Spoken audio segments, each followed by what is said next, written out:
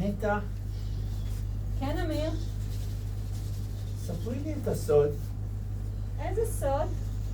סוד של הבנות, אני יודע שיש לכם סוד. אבל זה סוד סודי מאוד. נו, ספרי לי.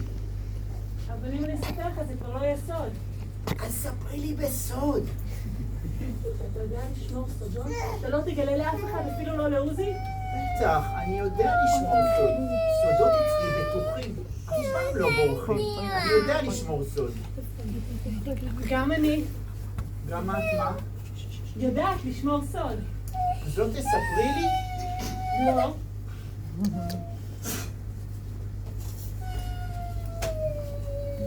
יש לנו סוד. תבטיחו שלא תגלו לאף אחד. אנחנו עושות ערוגה של מסטיקים. בחרנו במסטיק הכי טעים. חתכנו אותו ל8 חלקים וזרענו באדמה, כדי שתהיה לנו גינה עם המון מסטיקים. ואתם יודעים מה יקרה בקיץ הבא?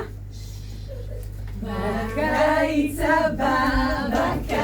הבא, נרוץ לגינה בכל יום, ועל כל גבעול ועל כל ענף ישיר לנו מסטיק אדום.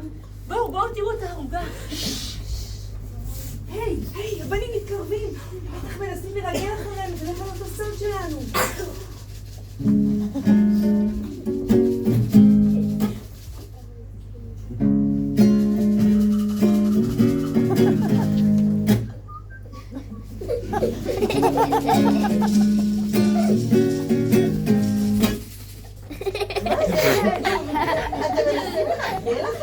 בנות, תגלו לנו את הסוד שלכם. בנות, הבנים רוצים לקחת לנו את ערוגת המסטיקים שלנו.